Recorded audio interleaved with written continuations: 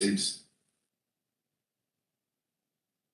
So what we'll do now, we are going to introduce all the members. And as I've said, maybe I'll just start with myself. It's Willie Majola, being the full-time regulator of electricity. Then I'm going to go to my right. Thank you very much, Chairperson. Greetings to all on the call as well as the members of the public following us through the various live streaming platform.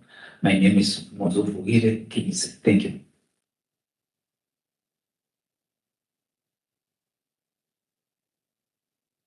Thank you. And then we. Okay. Thank you, Chairperson Tembani Bukula, and greetings to all of you and best wishes for 2026. Thank you. Thank you, Chairperson. Good morning, everybody. My name is Ria Governor, Deputy Chairperson at NASA. Thank you, Chairperson, and good morning, everyone. My name is Nomala Tole. I'm the CEO at NESA. Thank you, Chairperson. My name is Nomfundo Maseti, and I'm the full-time regulator member responsible for gas. Thank you, Chair. Thank you. We're now going to go to the remote platform and also ask the members to introduce themselves over there. Morning, Chairperson, and morning, everyone. My name is Tembeka Seman. I'm a part-time regulator member at NERSA. Thank you. Thank you, Chair, and good morning, everyone. My name is Fungai Sibanda. I'm a part-time regulator member. Thank you. Chair, good morning, and good morning to the NESA colleagues and everyone on the call. My name is Precious Sibia. I'm a part-time regulator member. Thank you. Okay. Thank you very much for all of those introductions.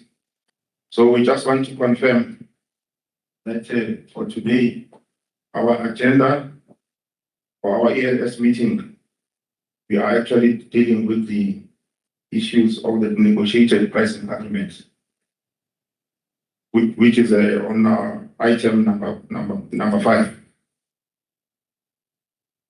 So can we also start now with the declaration of interest, the members which have been circulated.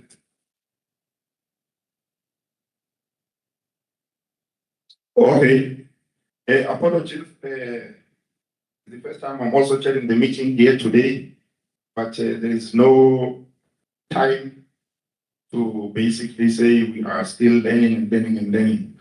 So we just want to adopt the agenda as proposed. Supported. Okay, thank you very much. You've seen the support. So from the members, and we're going to put that into our record as well. And then we're going to go now to the declaration of interest. The declaration of interest by the members. Yeah. So what we normally do here, the forms for declaration of interest have all been uploaded. So it's for the members now to basically fill in the forms and submit it so that it can be noted how they have carried out their declaration of interest. Yes, if there's any exceptions that needs to be done verbally, it's open for that.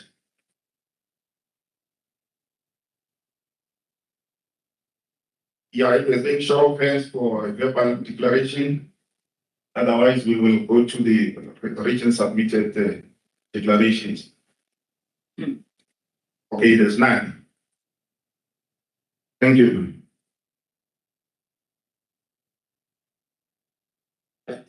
Now we're going to item number 5. As we have said, today we are dealing with ESCOM's request for a temporary electricity price relief for the negotiated pricing agreement with Samanco Chrome and Glencore Merafi Chrome Venture, which are obviously ferrochrome smelters. So what is going to happen here, we are going to ask Mr. Machebola to basically lead the presentation, and then subsequent discussions will follow. Over to you, Mr. Machebola. Chair, morning to members. Thanks again for the opportunity to make this presentation. I need to indicate that I also have my colleagues on the call who will be assisting me in responding to some of the questions that the members may have. Chair, this submission is for a temporary electricity price relief for ESCOM.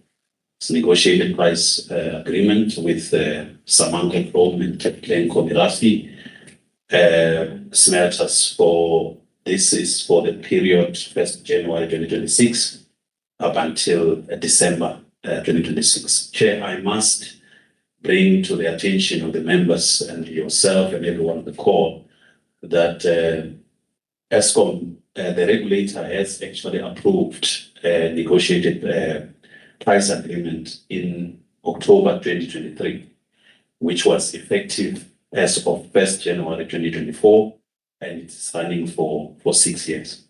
So this current application is actually over and above what has already been negotiated and agreed and approved by the regulator in 2023. However, the period of this current application is limited to the 1st of January 2026, which is this month, until the end of the year, which is the 31st of December. Chair, we received this application, unfortunately, a bit late in December as the regulator, and we went through the process of addressing the confidentiality elements of this application. We therefore published it for comments as required by our processes. And Chair, that process concluded on the 21st of this month. And the regulator then convened a public hearing, which was held on the 27th of this month, which is 2 days ago. However, the regulator, acknowledging the fact that this was urgent, hence we are here today to consider this matter.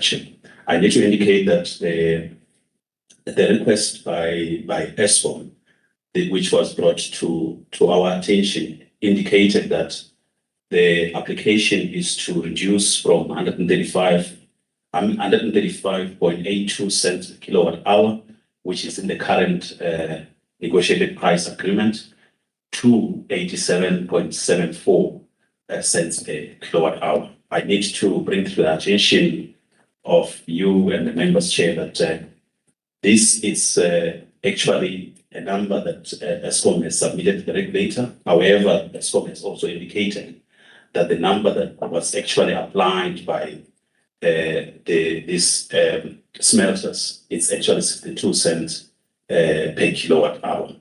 And Chair, the application by ESCOM requested that the regulator consider and approve this agreement, and ESCOM also committed that this will enable the smelters to continue with their operation or resume their operation as early as this month, and hence the reason why we are seated here.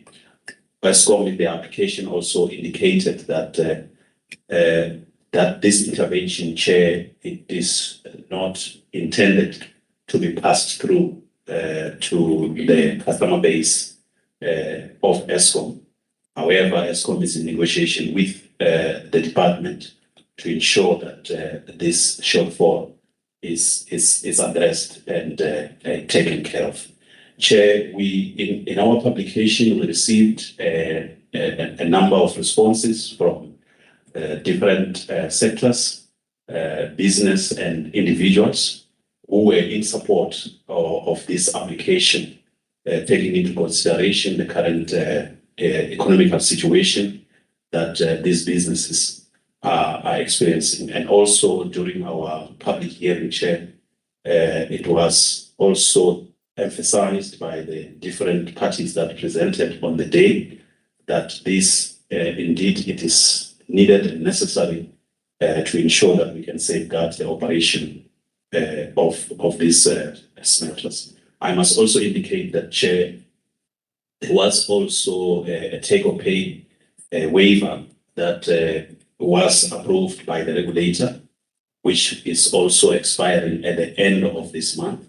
And in two weeks ago, to be exact, on the 14th of January, ESCOM sent a request indicating that the waiver, requesting the regulator to also extend the duration of the waiver.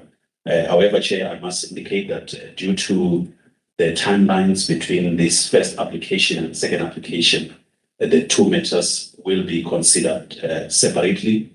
However, the regulator will also speedily consider the take-or-pay waiver that has been brought to our submission to our offices to ensure that it is speedily resolved. Chair, I would like to request Mrs. Mabinya on the call just to emphasize and give a brief on the type of comments that we received from the public, and also summarize some of the key themes from those inputs shared. Thank you. Good morning, Chairperson, members and colleagues.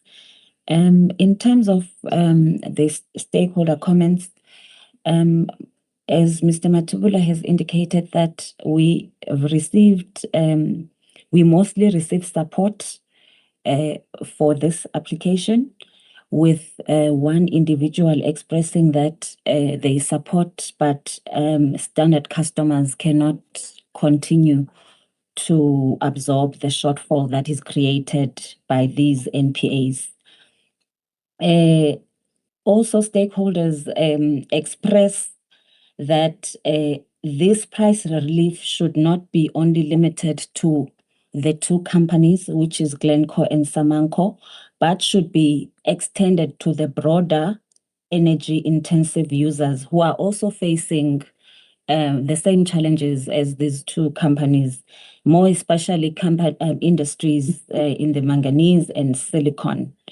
A longer solution was proposed with this application, instead of having a 12-month price relief. So stakeholders are looking for a longer term solution, so that the idling capacity and employment can be boosted, and then to also ensure that there is consistent supportive electricity offtake from ESCOM.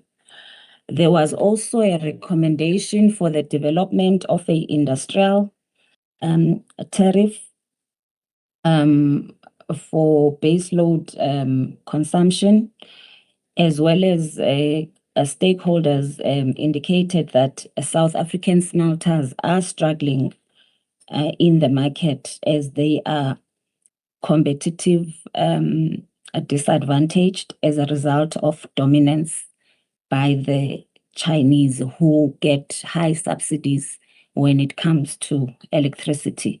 Those are the summary of the issues at hand, Chairperson. Thank you.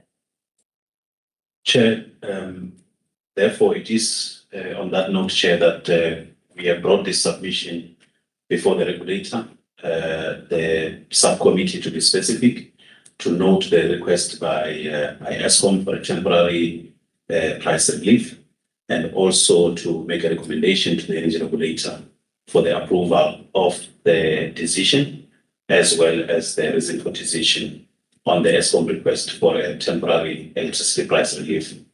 Chairperson, thank you.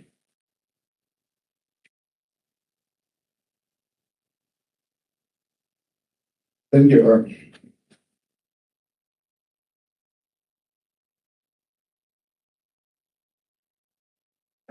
Thank you, Mr. Rolani, for that presentation. I think what we're going to do now, we are going to open up this matter for discussion. Ms. Mercedes, starting with you. Thank you, Chairperson, and thank you to Mr. Matebula for introducing the submission and the matter before us. Chairperson,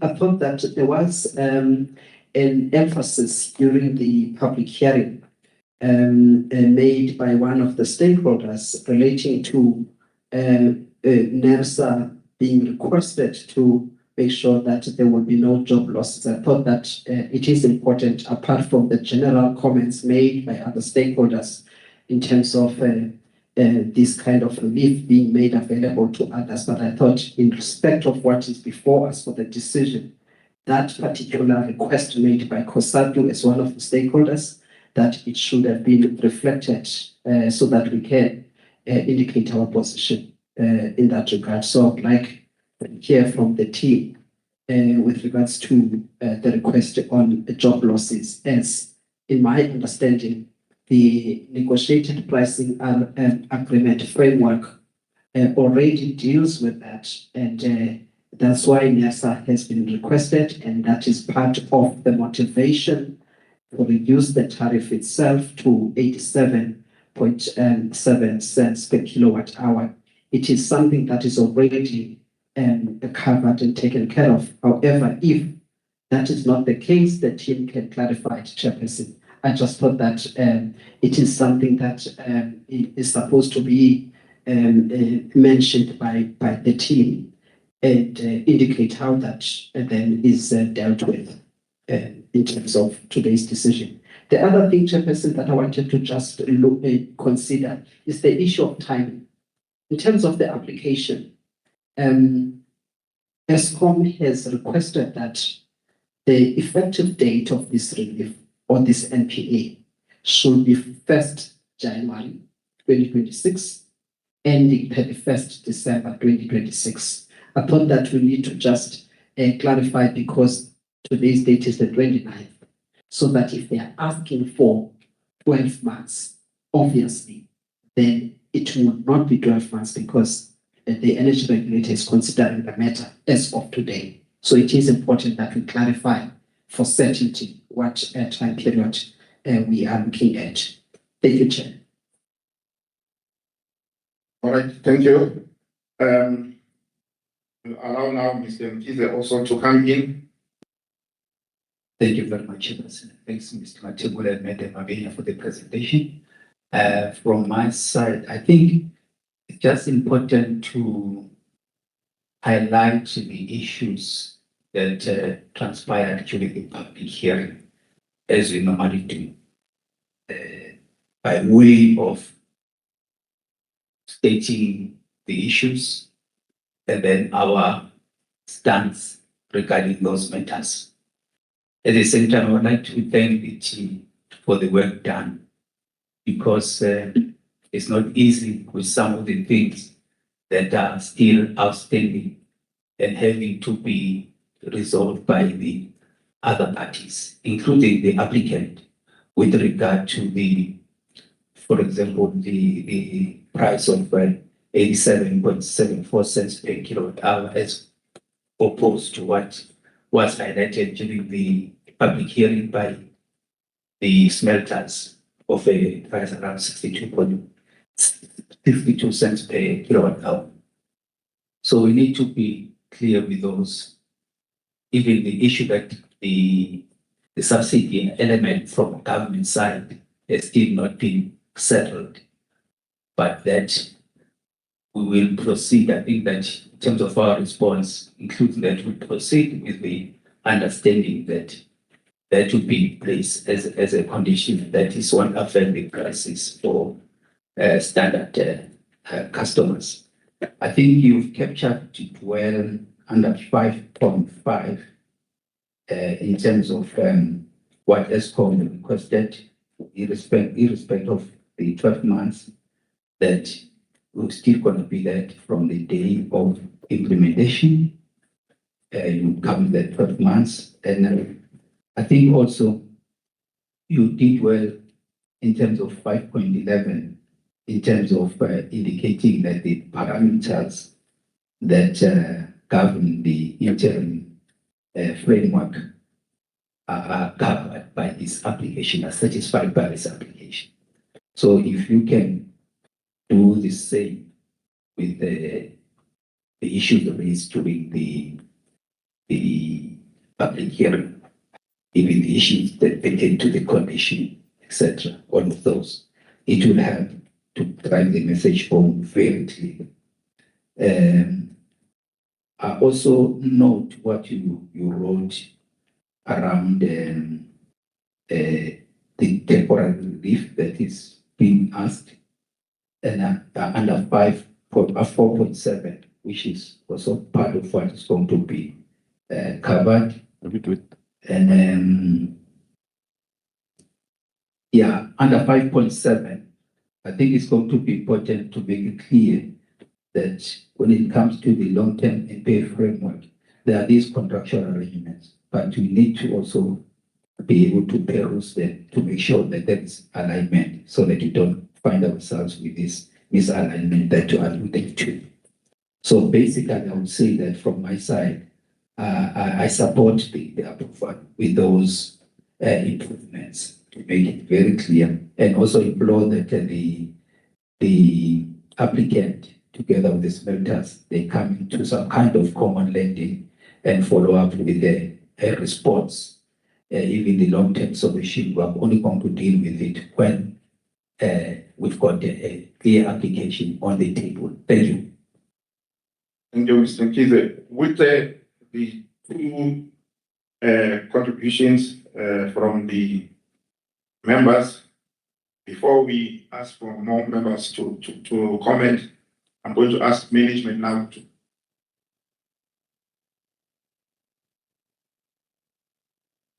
Oh, sorry, there's a hand up there, Mr. Sibanda.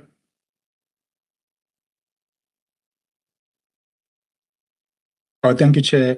I thought you wanted management to respond to the first two questions, but I'm happy to proceed. Chair, I have a question just on the analysis that we've done for this application.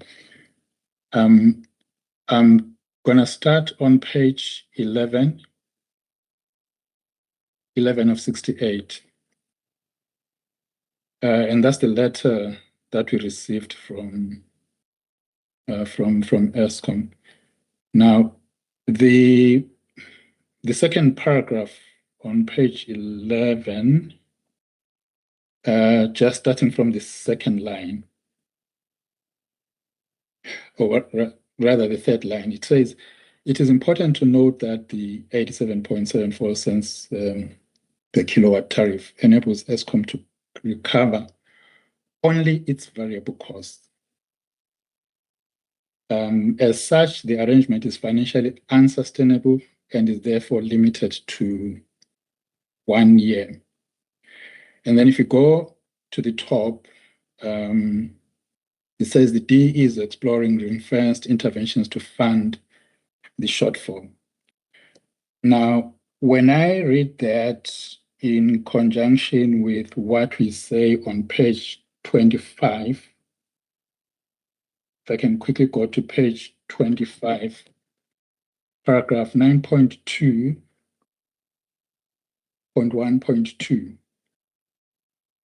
it says a 35% temporary reduction, which is designed to cover the marginal cost of electricity plus the required subsidies and legacy charges. Now, what do we mean by marginal costs in this context? Because ESCOM is saying the 87.74 cents only covers variable costs and clearly says that there's a shortfall that then needs to be funded through government intervention. So I'm a bit unclear with our analysis here, which we repeat on paragraph 9.3.11 at the bottom of page 25 of 68. This approach ensures that ESCOM does not incur direct operational losses while providing temporary relief. But that's not what ESCOM is saying, at least from my reading, unless I'm clarified. So my reading is that the tariff that's being applied for does not cover marginal costs, or at least does not cover the total cost of providing electricity, and might lead to some losses, or as ESCOM puts it, then there's a shortfall that needs to be covered by government. Hence, it is a short-term or a limited time application. So I just need clarity whether am I reading this the correct way or not, and how do we reconcile our analysis with what ESCOM is saying in their application? Thank you, Chair. Thank you. CEO. Thank you, Chairperson, and thanks to the presenters. Chair, mine is to just ask the team to just provide some clarity on the one of the comments from the players in the sector that says that the relief must be extended to all other smelters. There is a response given, but I would just like them to simplify it or explain it. Thank you, Chairperson. Thank you, CEO. Checking whether there's any more on the side. Okay, I think at this juncture then we're going to allow Mr. Matebuda and the team to come up with the responses. Thank you. Chairperson, thank you very much. I will respond to some of the questions, and I will ask my team to deal with specifics. Chair, let me start with the issue of extending the relief to other smelters. The framework as it is designed, Chair, it's not the regulator that initiates what this agreement should be with. So the framework is in such a way that when the smelters and ESCOM have reached an agreement, they then apply to the regulator to have that agreement approved by the regulator. So in this case, for example, there is other smelters who have already approached us and indicated that request, and we have referred them to ESCOM, that the process starts by them applying to ESCOM, and when they agree with ESCOM, ESCOM will be the one that then apply to us. That's how our framework is designed. And Chair, on the issue of job losses, I must indicate that from the time that we had the NPA approved in 2023, our condition of the approval was saying that ESCOM will every 6 months present a report to the regulator on how this NPA approved by the regulator is actually supporting the business, the actual numbers. And this has been monitored by the regulator continuously, Chair. And as the regulator, we are aware that there is in excess of 4,000 jobs, direct jobs that are impacted by this NPA. There is in excess of 20,000 indirect jobs that are impacted by this NPA. So it is to see these same numbers, Chair, that we, in support of this current application, we will actually be protecting and preserving going forward, because the smelters were directed in their application by indicating that if they do not get support, then they will not be able to continue, and they may be actually be forced to implement Section 189, which is something that we need to try and avoid, also as a regulator in playing our role. Chair, I want to request Mr. Charles Geldert to talk specifically to the issue of the variable cost and the marginal cost to respond to what Mr. Spanda had requested. Thank you. Thank you, Mr. Matula, and good morning to the colleagues and the people online and the regulator members. The current issue is if I can just give a bit of background. The smelters, I think there's only one or two smelters which are operating, and as a result of that, the current loss that would be in the RCA, which would be to the standard tariff customers account, is about 6.25 billion rand. And that is the contribution that with the current price of the NPA is contributing towards the fixed costs. With regard to the 87.74 cents, that tariff, the actual variable cost for the Eskom generation, in other words, how much does the Eskom generation cost to produce the next kilowatt hour, is about 60 cents per kilowatt hour. To that, they have added an allowance for the operation of the OCGTs. The legacy charges are the charges which relate to the Section 34 company, the Section 34 IPPs, the Section 34, for the renewable energy determinations. That is the extra charge that is there over and that they cost over and above what it costs Eskom to generate electricity, and that is included in there because it's part of the MYPD revenue requirement.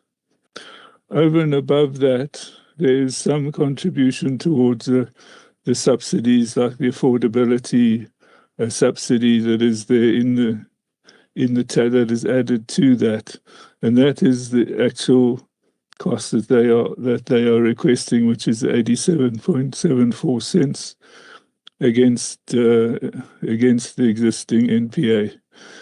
If the NPA is this tariff is not approved, then what will happen is the smelters will close, and there will be a permanent requirement for the standard tariff customers to pick up the difference between what they were paying and the fixed cost of the Eskom generation, and that would be on an ongoing basis, which would probably amount to about 12 billion rand a year, in my estimation. Thank you.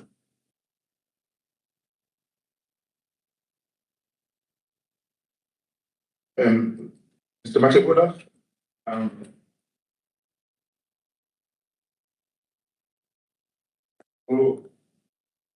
Mr. Machibula, you still have any responses to issues raised so far? Yeah, Chair, there was one issue as well that I wanted to talk to, which is the issue of the effective date of the brief.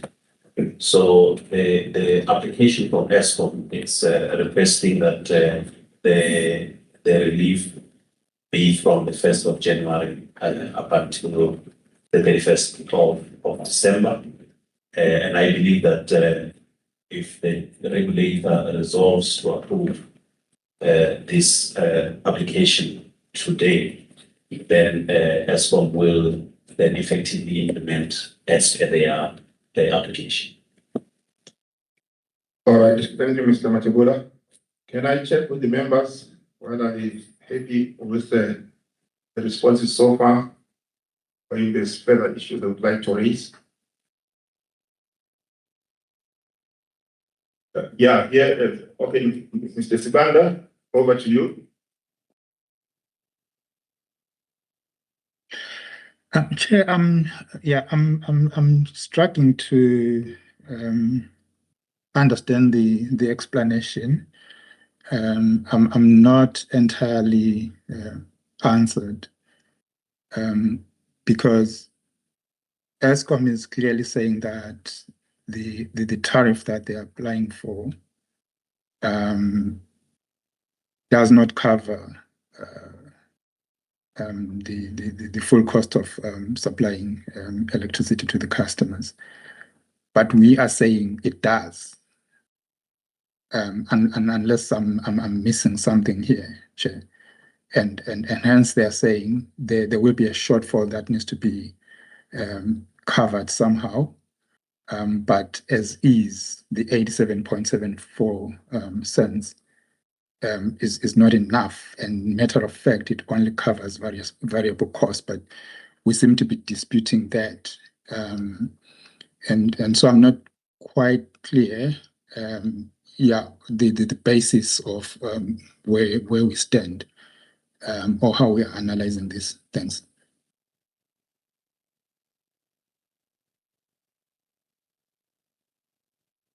Okay. So, yeah. I'm going to allow Mr. Kiza to come in first. Thanks, Chairperson. You will appreciate that I had more comments for enhancement. And I think that the issue that Mr. Spade is raising also needs to be enhanced by reconciling the paragraphs. So they talk to one thing that, yes, it is not sustainable without government's intervention. And that intervention should then assist. So we must state what ESCOM has said and do so consistently. And the same thing applies with the issue of the 12 months versus any other months. In the paragraph, that the way it is crafted, it says if the 12 months is either the first or the date on which it comes into effect, that needs also to be clearly spelled out the way it looks like in the paragraph where I read. I will leave it at that from my side. If they can just do those improvements, I'll be covered. Thank you. Okay, Ms. Masaki. Oh, sorry. Okay. Thank you, Chairperson. I think that what Mr. Spanda is asking, we just need a chance to correct that, because it is true that 87 cents it just deals with the variable costs as said, but I think in our calculation of looking at what you would normally call the marginal cost, Mr. Spanda, in economics, I think we are saying that the 87 cents is fine, does cover those marginal costs, but I think we need to align those two, as Mr. Mkhize has said. But what is true is that for the full cost of producing electricity, we are saying that the 87.74 does not cover the full cost of that. It has to be subsidized by what must come from from government. Thank you.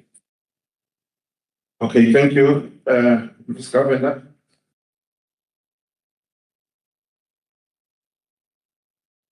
Thank you, Chairperson. My apologies, because I dropped my hand, so you couldn't see. That's why you went to my colleague.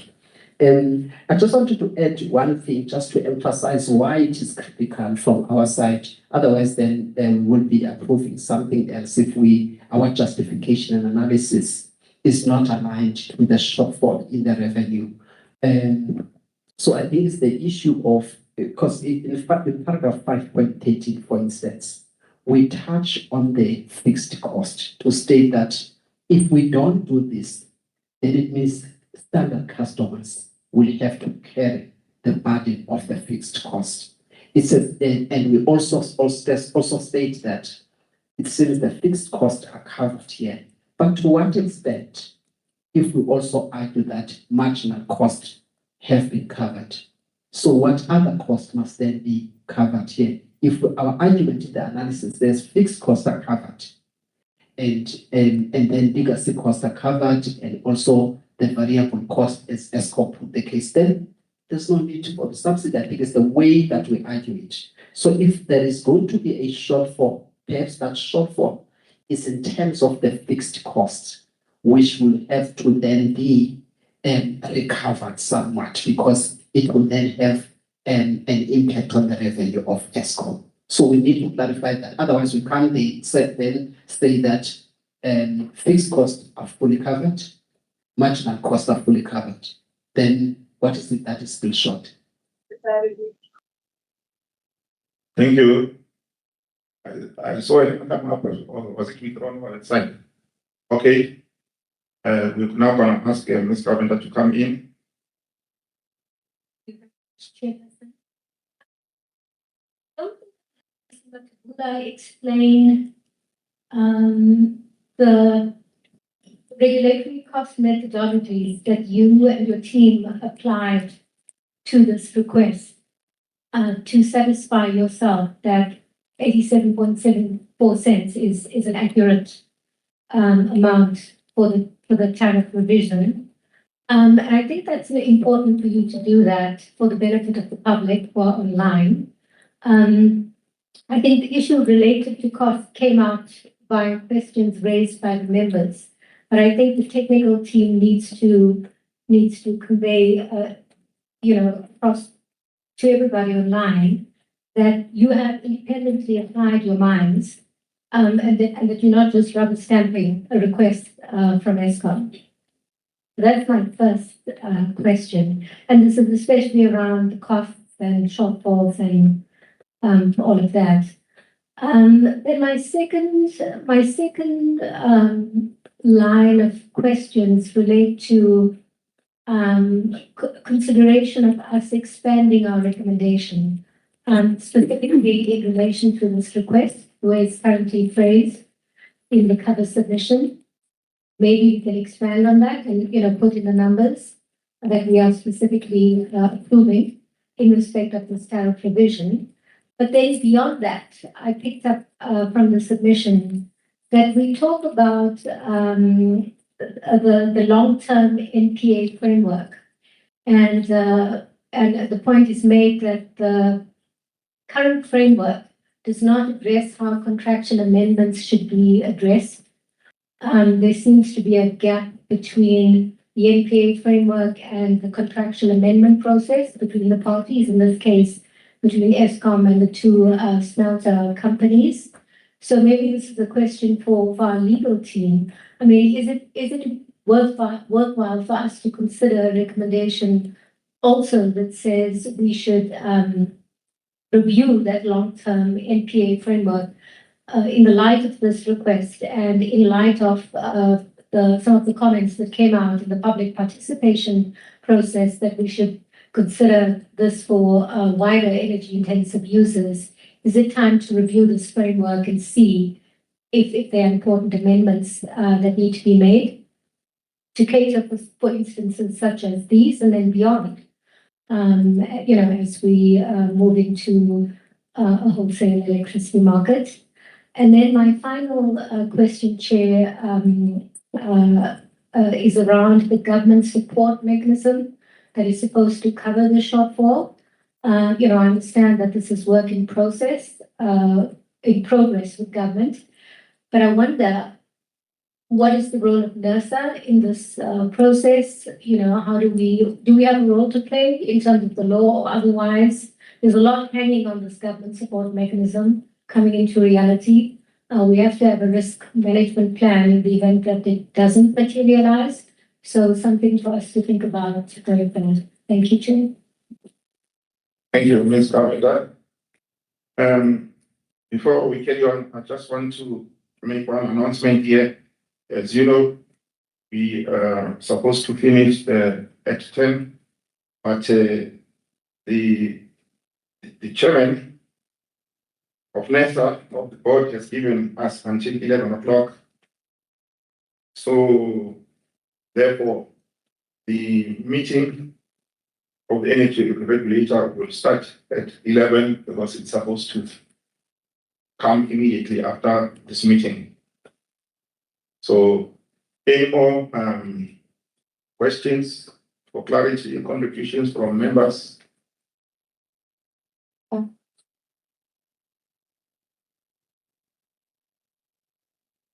No. Morning, Chair. I move from online to being physically present. Present is Tembeka speaking. From my side, Chair, I just want to make a contribution maybe before the team comes on board, having been seized with issues of NPA prior to even joining the energy regulator. First of all, I think The fact that this is a short-term request has to be taken cognizance of. Secondly, it has been said prior to us as the energy regulator in multiple times that the energy intensive users, in this instance, the smelters, are unable to compete with Chinese steel in terms of, because of the cheap electricity that China is giving them. And beyond that, we do know how aggressive the Chinese government is in terms of supporting its industries. And we can see that manifesting itself in the automotive sector. So from my side, I think it would be prudent of the regulator in the short term to support the approval of this relief, whilst it is aggressively pursuing the government to take care of the revenue shortfalls from the ESCOM side. But it's under the current geopolitics and everything else that is happening, there has to be a regulatory intervention as well as policymaker intervention in the space. Otherwise, we can just kiss goodbye anything that is a hope for the South African economy to grow, let alone the stubborn unemployment, let alone obviously the other social ills that come with it.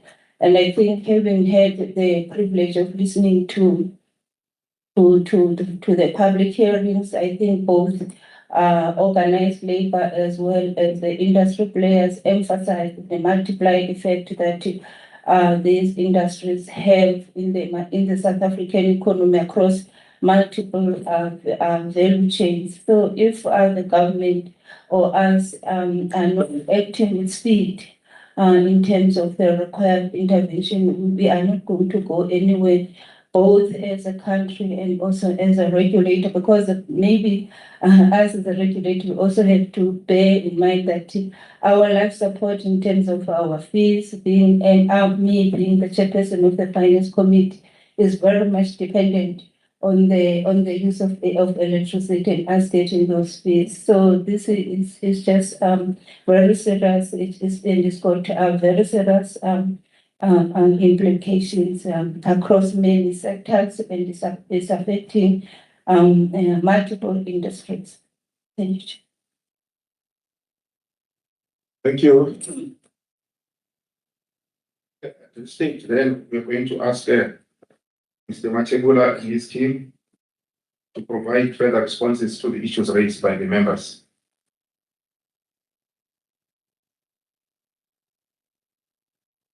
Thank you, Chair. We appreciate the announcement that the regulator members have requested that we do on this submission. However, Chair, I think let me talk to the framework first. So the framework that we currently have is referred to as an interim framework. And hence, on our submission, we are saying there is a need to move into a longer term framework that maybe can consider extending into the dealings of the contractual agreement. It is a view that we hold, that as we move into discussing, because when the interim framework was actually designed and agreed upon, it was there was an indication that we will move into a longer term type of a framework, and we are indicating that as we move to that longer term framework, maybe we should consider. However, in terms of whether it can be part of the recommendation, the issue will still remain our duty as the regulator to talk to the policy makers in terms of including that in the next discussion, because I don't think ESCOM, this resolution can be directed to ESCOM or anyone. I think it will still remain with ourselves. So in our engagement with the department, I think we will advance that proposal, but we just wanted to highlight it as part of our submission. And in terms of the government support, the discussions are happening.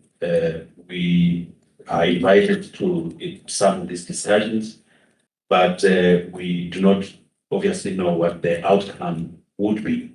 But the assurance that we were given by the applicant is that this cost, if the regulator approves, it will not be passed through to the customers. And I think it is going to be our duty as the regulator to hold the licensee to their commitment, because our approval will be based on the commitment they made in their application. So that is the part. And however, I also want Charles to talk to the numbers that we looked at with regard to currently Eskom it's experiencing a loss with regard to the NPA itself, the take or pay waiver. And however, when this loss is compared to what South Africa will lose if the smelters were to close, when you compare these two losses, this becomes a better loss than the one when the smelters have closed, jobs are lost, there's no more export of this material, and so forth. But maybe Charles will quickly touch on that, and we can move to the next steps. Thanks, Chair.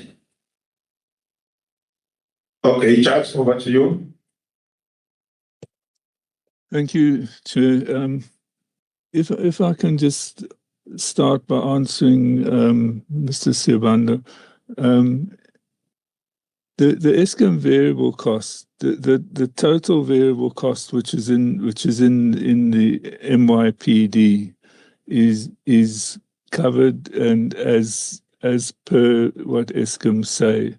What we are saying is that this is made up of the Eskom itself variable cost plus the extra cost that is incurred because of the other generators which are on the system and some of the other things. So that is what is covered. With regard to the losses, currently the smelters are closed, and the fixed cost portion, which is what is not fully covered and what is not covered in this tariff, still has to be picked up by somebody. And in the current situation is that the RCA will pick up the shortfall which is coming from the closure of the smelters, which is or the temporary closure, which is amount to 6.25 billion rand over a 6-month period. If this closure becomes permanent, as would be if we don't approve this tariff, that amount would amount to about 12.4 billion in my estimate for a year, and that would be permanently in. And not only would it be permanently in, but there would be further closures and reductions because of the downstream and upstream impacts that these closures would have on the rest of the economy. And that was made very clear to us in the presentations during the public hearing, that this industry is crucial and that the impact of it extends far beyond just what we see in front of us in terms of the smelters. It impacts a lot of industries and a lot of families and a lot of jobs in terms of the socio-economic impact, and that would become permanent in the country, and that I think is something which needs to be really seriously considered. Thank you. Okay, thank you, Charles. I'm going to allow Ms. Masit now. There's one question of clarity that she wants to bring onto the table. Thank you, Chairperson. I'm a bit so I am clarified. The only thing that I just wanted to indicate is that with regards to the NPA framework, it is not our mandate to deal with it, even to draft it, because it is in fact the product of the electricity pricing policy. So some of the principles that are in that incorporated there, they're stated in the EPP. Then comes the MPA framework, which then comes to us. All that we are required to do in terms of our mandate is simply to implement it. We can't do anything about it. However, during the implementation, to the extent that we come up with issues would like to advise and bring to the attention of the policymakers, that we can do. Otherwise, we can't do any other thing. Even with the comments from other stakeholders that this be expanded to other entities within the sector and so forth, we cannot induce applications as an independent body, and we cannot invite any application to come forward. That would be a risk as well.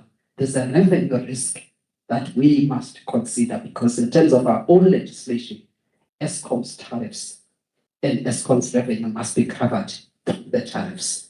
Now, the regulator must concern itself with the revenue risk for the sustainability, and that is in the law, in the Electricity Regulations Act. So those are the things, the revenue risk for the entity that is regulated, and it must recover its cost through the tariffs. So otherwise, we cannot entertain how government is going to deal with the issue of the shortfall. We just regulated the entity. Government is the shareholder of that entity. We have got nothing to deal with how and what they have to do. We can just hear from the regulated entity how this is going to be dealt with. For us today is simply that we will not allow the recovery of the shortfall that it be recovered through the standard customers. And that's the issue. And we just accept that as part of the decision. Thank you. Okay, thank you, Ms. Masedi. I think at this juncture, we are now going to take this matter to a vote. So we are going to ask the members to come in terms of the vote.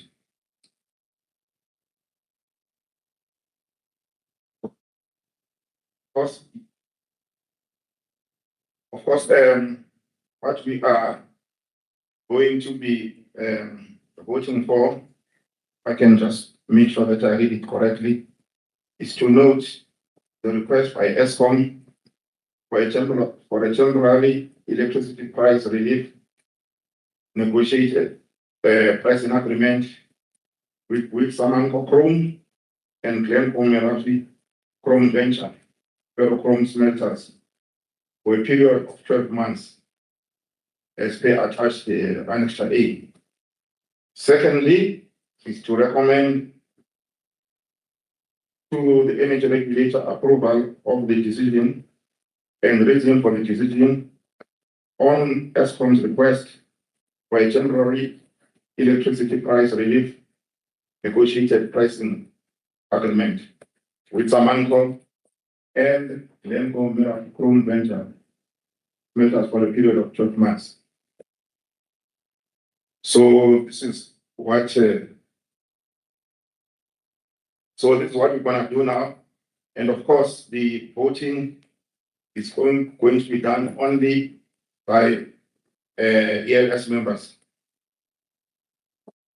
So the matter is now open for voting. Can we see by show of hands? Okay, Mrs. Samari and Mr. Subject to those enhancements. Thank you. Thank you, Mr. Mkize, Mr. Bogula, and our CEO, Dr. Sitole. We have the vote. So thank you very much for everything that has transpired from the start of the meeting up to now. So at this juncture, we'll have to declare the meeting closed. And thank you very, very much. So we're also going to stop the live streaming now.